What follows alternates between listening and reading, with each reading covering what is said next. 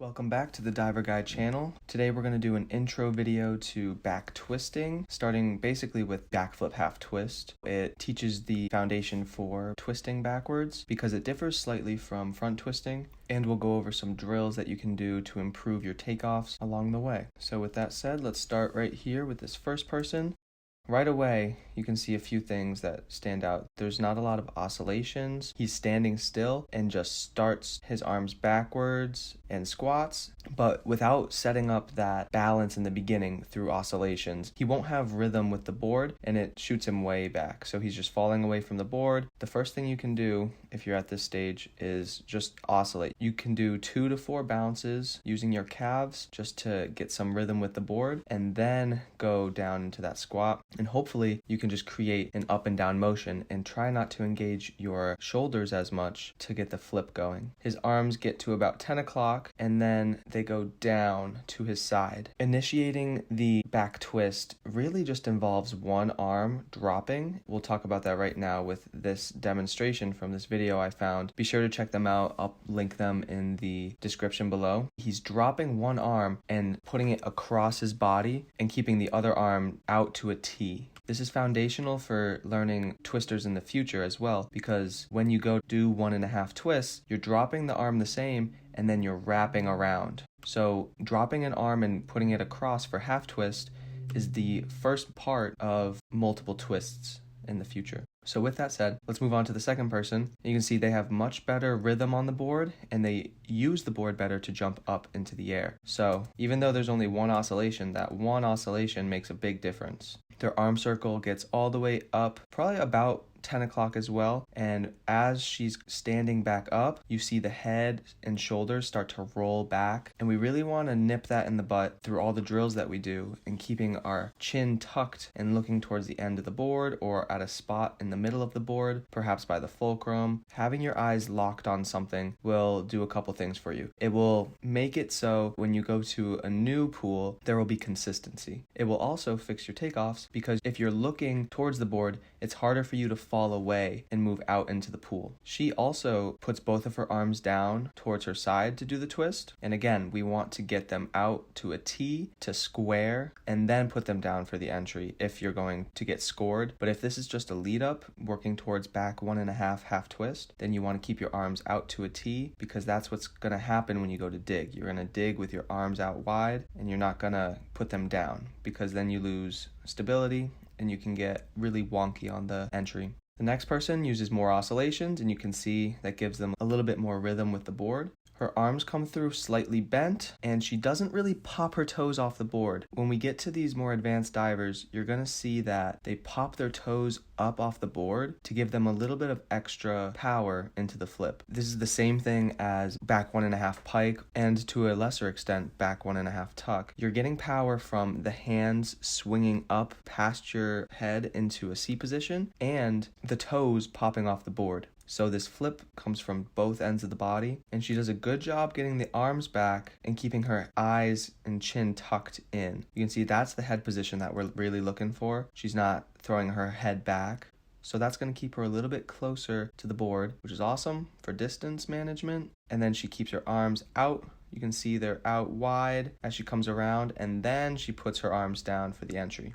I'm not too concerned with the entry on this, because I think this is going to be a short-lived dive. You're going to be learning this to get the basics of the back twist, and then you're probably going to move on to back 1.5 half twist or back flip 1.5 twists. So next here, we have a Dryland video, and this gives people the opportunity to not really worry about entries and really focus on the board work, because they know that they're going to be landing on the mat. Good oscillations. She starts her arms down a little bit early. She can pause and hold her arms up at 12 o'clock a little bit longer as she squats down. And then as she explodes up, look at the extension she has here. Her arms are behind her ears. She's looking in the direction of the board. Her chin is a little bit up. And as she pops off with those legs into a straight and hollow position, she rolls into that half twist. She can actually do a better job of getting that left arm, the one that's closest to us, to swing across a little bit more. She kind of cuts in towards her body, and that's going to make it a little bit more difficult to really wrap into a tight twist that moves quick, because all of the momentum and all of the speed in a twist comes from going wide in the beginning and then into a really, really tight twist. So the wider out you are with that half twist, the better.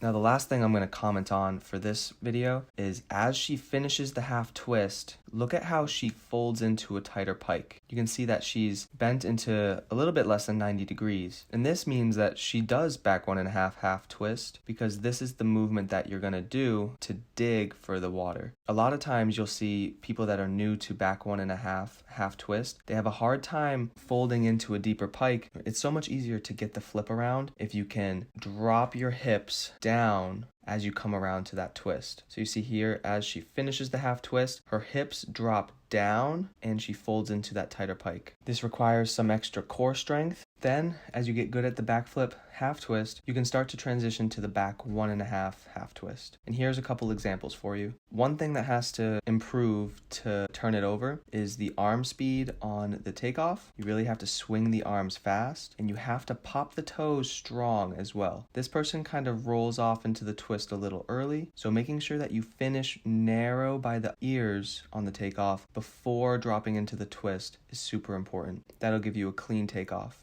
As he comes around, his arms get trapped a little bit behind his body. So when you are doing backflip half twist, it's super important to keep your arms out in front of you as you come around for the square. Keep them slightly in front of your body and don't let them go behind your back. A cue for this would be if you're looking forward and you have your arms out where they're going to be square, you can see them still in your peripheral vision. If you can't see them anymore, they're going to be too far back, and that makes it harder to dig. I mean, think about it. If your arms are behind you and you're trying to get your head and chest to go towards your feet more, your arms are going to be holding you back. But if you can keep your arms in front of you and your hands slightly angled in front of your body, it'll be much easier to dig down and keep your momentum moving forward. The other thing that he has, which isn't super mechanical but is a good habit to get into, is just pointing your toes throughout the entire dive, and he kind of swings under on the grab, so closing laterally. But this is something that comes along further down the line when you're learning this dive. It wouldn't be something I would worry about in the beginning. All right, last video. I want to highlight how well she swings her arms through narrow on the takeoff. Look at how close her arms are to her head on the takeoff. And yes, her arm is a little bit bent, but that's totally okay. It's pretty hard to get perfectly straight arms, and a lot of times you'll see that the best divers have bent arms, but then they extend their arms as they're leaving to give themselves a little bit extra power into the jump. So she swings through great, she pops the toes up very straight and then goes into that half twist. And again, look at the hips dropping down into a tighter pike as she comes around. She's really folding into a tighter pike to keep that momentum and that flip speed going, and then she lines up for the entry. The other thing that we talked about on the last diver was that his arms were behind his body, and look at her square. As she comes around, her arms are actually directly by her side, and they can be a little bit more in front, but that actually looks pretty good, much better compared to the last person. And she also swings a little bit underneath for the entry, but that's partially because she's a little bit low and needs to start jumping a little bit higher, and that just takes time. She needs to develop a little bit more strength in her legs to really move the board, but she does a great job with this dive and drops it in pretty well. Let's take a look at this drill one more time. As we move towards more advanced twisters in the future, you drop an arm to the side just like you're doing half twists, and then as it comes across, that right arm or the lagging arm swings across as well, and you wrap around into this position, trying to get one hand up by your armpit or shoulder and the other one behind your head